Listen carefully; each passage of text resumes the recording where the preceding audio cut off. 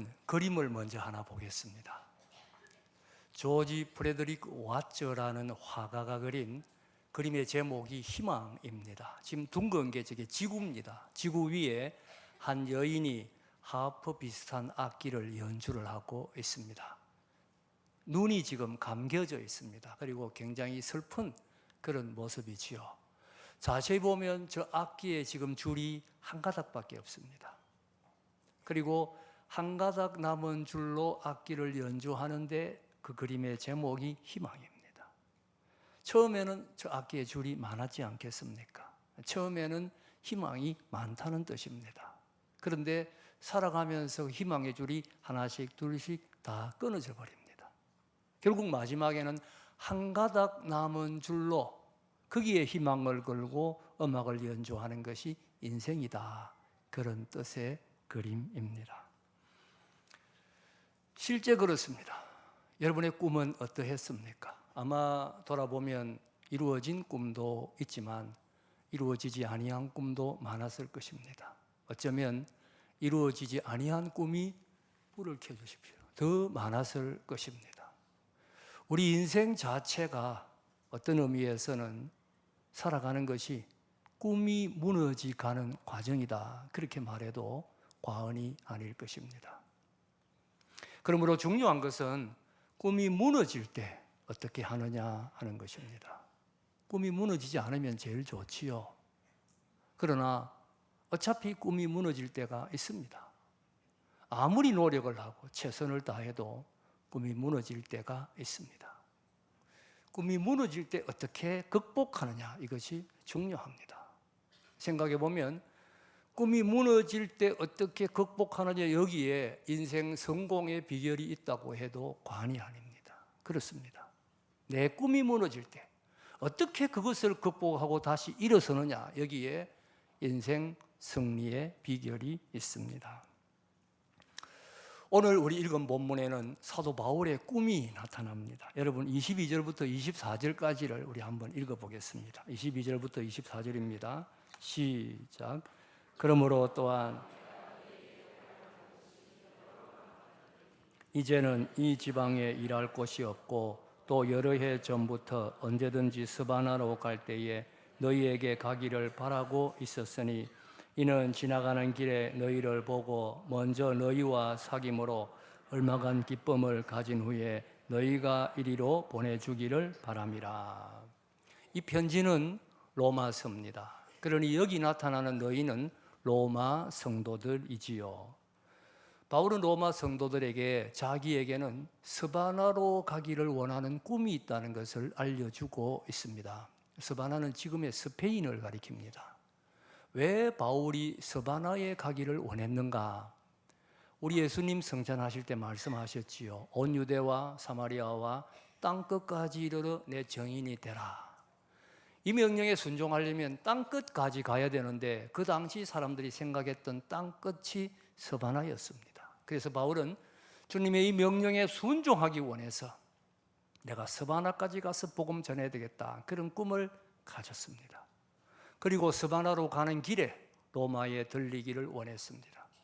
로마 성도들과 교제하기를 원했고, 더욱이 로마는 당시에 세계의 중심입니다.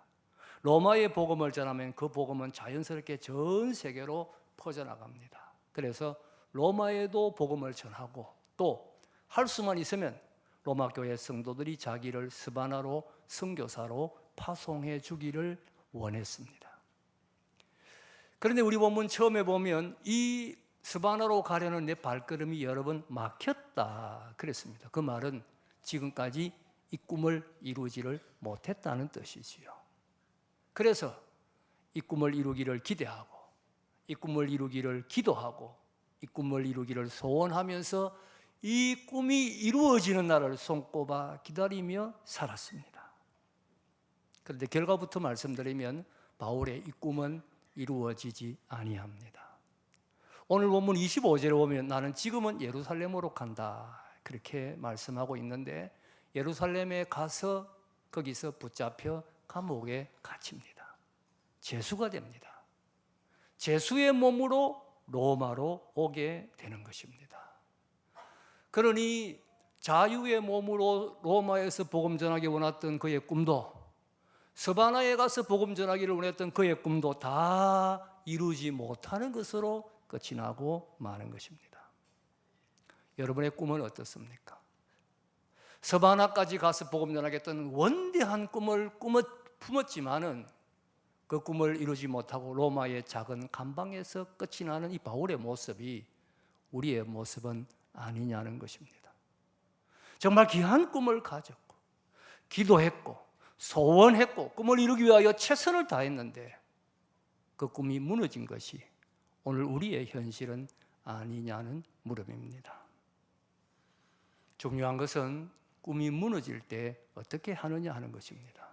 많은 사람들이 꿈이 무너지면 당황하고 어찌할 줄 몰라 합니다. 실망하고 좌절합니다. 인생의 해이에 빠지고 인생의 의미를 잃어버리고 심지어 절망하기도 합니다. 제가 언젠가 설교 중에 빅타 플랑클이 쓴 밤과 안개라는 책에 대해서 말씀드린 적이 있습니다. 빅타 플랑클은 2차 대전 당시에 아우슈비츠에 수용되었던 유대인으로서 살아남은 사람입니다. 그가 살아남은 후에 아우슈비츠의 수용소의 경험을 기록으로 남긴 것이 밤과 안개라는 책입니다. 이 책에 이런 내용이 있습니다. 1944년 성탄절에서 1945년 새해까지 일주일 동안 아우슈비츠 수용소에서 많은 사람들이 죽었습니다. 가스실에서 죽은 것이 아니고 그냥 죽었습니다. 객관적으로 사람들이 죽어야 할 이유가 없었습니다. 먹을 것을 적게 준 것도 아니고 그 기간에 전염병이 돌아온 것도 아니고 그 기간에 고기역을 많이 시킨 것도 아닙니다. 그런데 수많은 사람들이 죽었습니다. 이유가 있었습니다.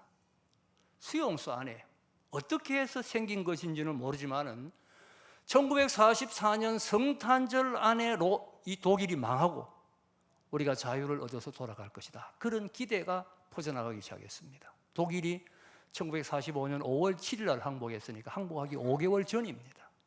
근데 이상하게 수용소 안에는 독일이 지금 망할 거다. 성탄절 전에 망할 거다. 그러면 우리는 자유를 얻는다.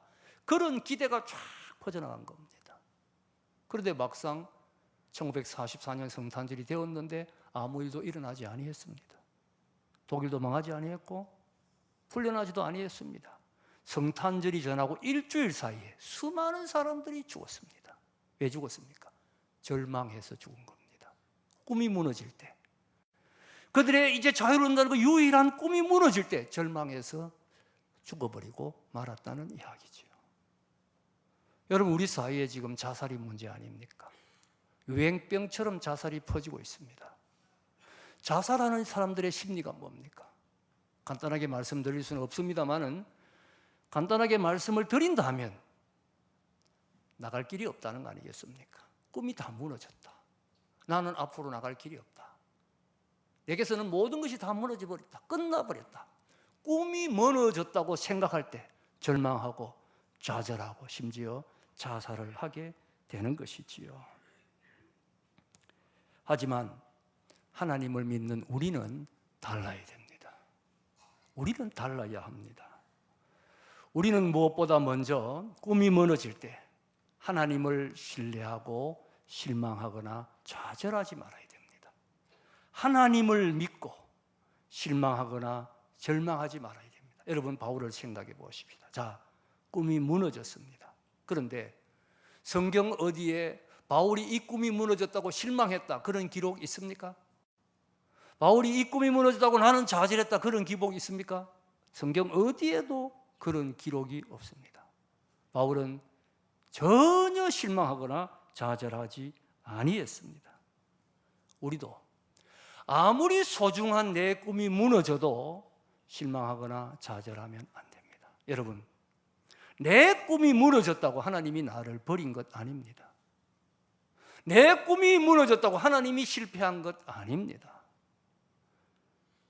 그렇지 않아요? 내 꿈이 무너지거나 내 꿈이 사라졌다고 하나님이 실패하거나 하나님이 나를 버린 것은 아닙니다. 그러므로 우리도 꿈이 무너질 때 하나님을 신뢰하고 일어서야 합니다. 사실 생각해 보면 세상에 실패를 경험하지 아니하고 성공한 사람은 없습니다. 실패 없는 성공은 없습니다. 세상에 성공한 모든 사람들은 꿈이 무너지는 이 아픔을 경험했지만 그것을 딛고 일어선 사람들입니다. 제가 한 사람을 소개하겠습니다. 이 사람은 너무 가난해서 초등학교도 제대로 졸업을 못했습니다. 22살에 처음으로 사업을 시작했지만 실패합니다. 23살에 주의회 의원으로 출마해서 낙선합니다. 24살에 다시 사업했는데 또 실패했습니다. 27살에 신경쇠약과 정신분열증으로 고생을 합니다. 29살에 주의회 의장직에 도전했지만 낙선합니다. 34살에 국회의원에 낙선하고 37살에 국회의원에 처음으로 당선했지만 39살에 또 낙선합니다. 46살에 상원의원에 출마했다가 낙선하고 47살에 부통령에 출마했다가 낙선하고 49살에 상원의원에 출마했다가 또 낙선했습니다.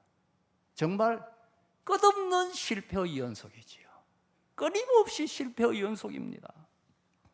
그럼에도 불구하고 그는 좌절하지 아니하고 51살에 51살에 미국 대통령에 출마해서 당선이 되었습니다. 여러분 이 사람이 누군지 아십니까? 미국 사람들이 가장 존경하는 저 유명한 아브라함 링컨 대통령입니다. 생각해 보면 위대한 사람들만 그런 것이 아닙니다. 우리 주위의 대부분의 사람들도 꿈이 무너졌지만 그 무너진 현실에서 좌절하지 아니하고 그것을 극복하고 온 사람들입니다. 그것을 극복하지 아니하면 여기 자리에 앉아있지 못했을 것입니다. 잊지 마세요. 꿈이 무너질 때 첫 번째로 명심해야 될 것은 좌절해서는 안 된다. 실망해서는 안 된다. 낙심해서는 안 된다. 이 사실을 명심해야 합니다. 두 번째는 하나님의 다른 뜻을 찾아야 됩니다. 꿈이 무너진 현실에서 하나님의 다른 뜻을 찾아 일어서는 겁니다. 바울을 생각해 보십시다. 바울의 꿈은 이루어지지 아니했습니다. 자유의 몸으로 로마에 가지도 못했고 스바나는 정말 갈 염두도 내지도 못했습니다. 그의 계획은 다 실패로 돌아갔지요. 그러나 여기에는 바울의 계획과는 다른 하나님의 계획이 있었습니다.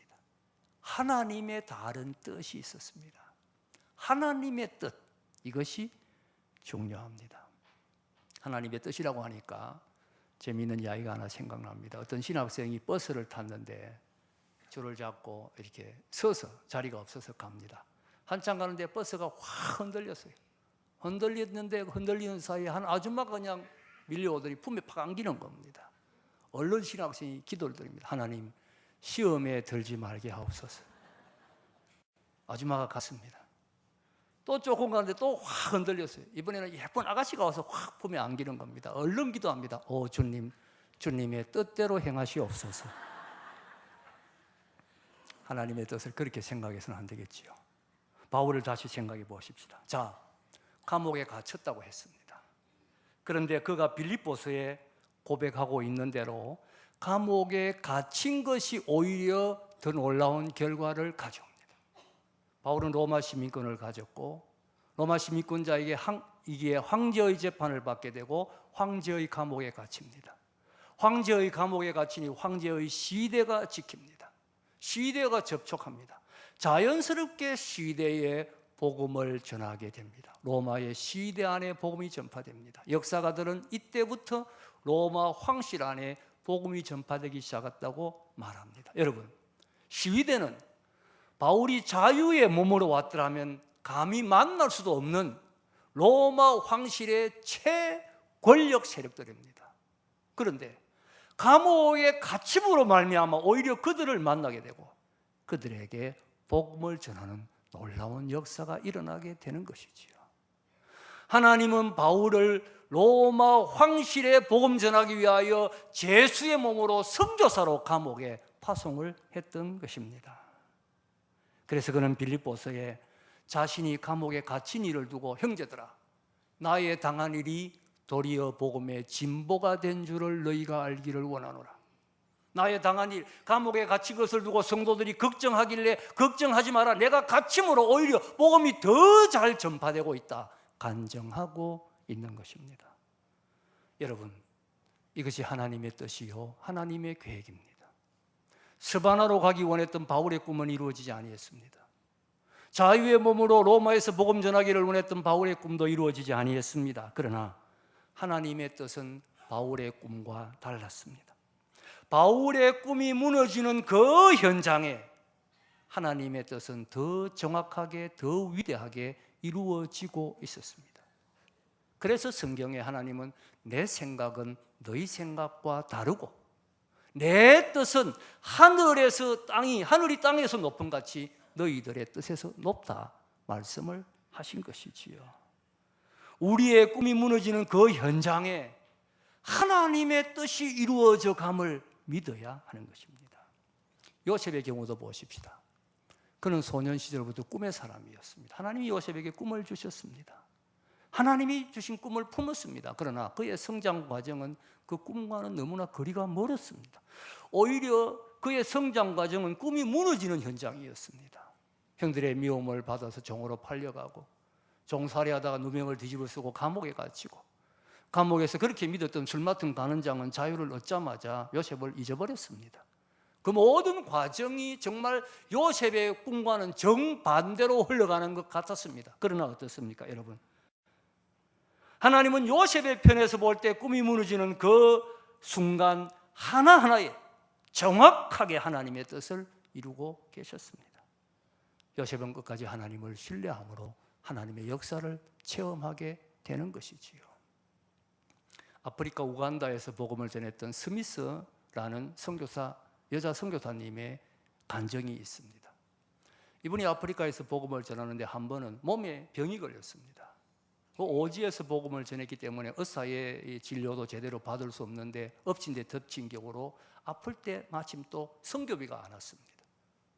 선교비가 오지 않는 바람에 음식을 제대로 못 먹었습니다. 먹을 거 살 돈이 없어가지고 한 달가량 그렇게 고생했는데 한 달 후에 선교비가 왔습니다.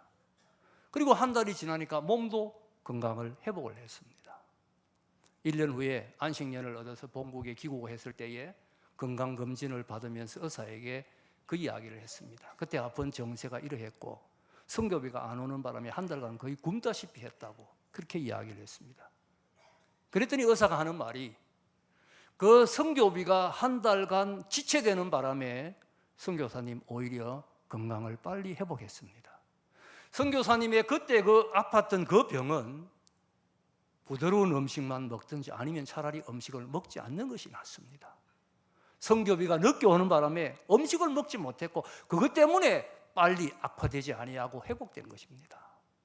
그때서야 이 선교사님이 참 지난날 내가 믿음이 없었구나. 하나님 내 얄팍한 믿음 용서해 주십시오. 회개하면서 하나님께 감사하며 오히려 하나님께 영광을 돌렸다고 합니다. 여러분, 꿈이 무너질 때 더 하나님을 신뢰해야 합니다. 하나님은 우리를 위하여 하나님의 꿈을 이루고 계십니다. 사도 바울이 말씀했지요. 너희 안에 선한 일을 시작하신 이가 그리스도 예수의 날까지 이루실 줄을 내가 확신하노라. 우리 안에 내가 죄인 되었을 때 나를 사랑하시고 내가 원수 되었을 때 나를 사랑하셔서 내 속에 선한 일을 시작하신 우리 하나님 실패하지 않습니다. 절대로 중간에 포기하지 않습니다. 끝까지 하나님의 선한 역사 이루어 가십니다. 기어코라도 이루어 가십니다. 이 하나님의 역사를 믿고 흔들리지 마십시오. 언젠가는 하나님의 역사를 체험하게 될 것입니다. 마지막 세 번째는 꿈이 무너진 그 현장을 개척해 나가야 합니다. 막연하게 기다리기만 해서는 안 됩니다. 그냥 앉아있기만 해서도 안 됩니다. 꿈이 무너진 이 현실에서 새롭게 내가 해야 할 일을 찾아서 하나님의 뜻을 이루어 나가야 합니다. 기도하며 새롭게 시작해야 됩니다. 바울을 다시 생각해 보십시다. 감옥에 갇혔습니다. 꿈은 무너졌습니다. 사실 바울은요, 이 죄수의 몸으로 감옥에 갇혀서 오지 않으려고 많이 노력했습니다. 자유롭게 복음 전하는 것이 꿈인 바울에게 감옥에 갇히는 것은 사형 선고나 다를 바가 없었습니다. 우리가 사도행전을 읽어보면 그가 예루살렘의 감옥에 갇혔을 때 풀려나려고 무단히 노력하는 것을 볼 수 있습니다. 그러나 풀려나지 못했습니다. 결국 예수의 몸으로 왔습니다. 문은 닫혔습니다. 앞은 캄캄합니다. 꿈은 무너진 지 오래되었습니다. 그러나 바울은 낙심하지 않습니다. 여기서 내가 해야 할 일을 생각해 봅니다. 나를 감옥에 보내신 분도 하나님이라면 여기서도 내가 해야 할 일이 있을 것이라고 생각합니다. 앞서 말씀드린 대로 시위대에 복음을 전합니다. 뿐만 아닙니다. 감옥에 있으니 시간이 많습니다. 감옥에 있는 사람들이 제일 많은 것이 시간입니다. 이 많은 시간을 내가 어떻게 보낼 것이냐? 그는 거기서 감옥에서 그 귀중한 하나님의 말씀을 기록합니다. 골로새서, 에베소서, 빌립보서, 빌레몬서, 디도서, 주옥 같은 이 하나님의 말씀들이 바로 이때 바울이 감옥에서 기록한 성경들입니다. 그는 그 감옥 속에서 당시의 사람들뿐만 아니라 오고 오는 세대에 이 불멸의 하나님의 복음의 진리를 전파할 수 있는 귀중한 하나님의 말씀을 남기는 것입니다. 그가 자유의 몸으로 로마에서 복음을 전하거나 아니면 스바나에 가서 복음을 전했을 때 했던 일에 수천 배, 수만 배 더 위대한 놀라운 역사들을 감옥에 갇힘으로 오히려 이룰 수 있게 되었던 것입니다. 꿈이 무너질 때 하나님을 신뢰하고 다시 일어서야 합니다. 내 꿈이 무너졌다면 다른 하나님의 뜻이 있습니다. 생각해 보십시오. 물질을 잃었다면 건강이 있습니다. 건강이 잃었다면 또 다른 것이 있을 것입니다. 이 일이 무너졌다면 다른 일이 있을 것입니다. 이 사람이 아니라면 다른 사람이 있을 것입니다. 하나님은 하나의 문을 닫으실 때 또 다른 문을 예비해 두십니다. 하나님이 예비하신 다른 문을 찾아야 합니다. 그래서 그 뜻을 찾아 새 역사를 시작해야 합니다. 음악가 조지 프레드릭 핸델의 전기에는 이런 기록이 있습니다. 그의 건강과 그의 운명은 최악의 경우에 이르렀다. 그의 오른팔은 반신불구가 되었고 그의 돈은 다 떨어졌다. 그의 채권자들은 그를 감옥에 가두겠다고 위협했다. 그는 잠시 동안 싸움을 포기하고 싶은 유혹을 받았다. 그러나 그는 다시 용기를 얻어 기도하며 하나님을 바라보므로 바로 그 고난의 자리에서 영감을 얻게 되고 마침내 그는 인류 역사상 가장 위대하고 웅장한 음악을 작곡하였다. 여러분, 저 유명한 할렐루야 합창이 나오는 오라토리오 메시아는 정원에서 작곡된 노래가 아닙니다. 화려한 궁정에서 작곡된 노래가 아닙니다. 모든 희망이 다 끊어져 버린 최악의 상태, 건강을 잃고 돈을 잃고 모든 것을 다 잃어버리고 땅의 모든 문이 다 닫혀버린 최악의 상태에서 하늘을 바라볼 때 하늘의 문이 열리고 하늘의 영광을 바라보면서 그의 가슴 깊은 곳에 할렐루야 위대한 합창이 샘솟듯 터져 나왔던 것입니다. 그렇습니다. 승리란 꿈이 그대로 이루어질 때만 얻는 것이 아닙니다. 꿈이 무너질 때 하나님을 신뢰하고 일어섬으로 더 위대한 승리를 얻게 됩니다. 그러므로 여러분, 꿈이 무너질 때 낙심하지 마세요. 하나님의 또 다른 계획, 하나님의 또 다른 뜻이 있습니다. 하나님 실패하신 것 아닙니다. 그 뜻을 찾아 새롭게 개척하고 새롭게 일어서야 합니다. 그리야 할 때 하나님의 새 역사를 체험하게 됩니다. 꿈이 무너졌습니까? 낙심하지 마십시오. 하나님을 신뢰하심으로 새로운 역사를 찾아 일어서십시오. 그래서 더 위대한 하나님의 새 역사를 체험하는 여러분 다 되시기를 주님의 이름으로 축복합니다.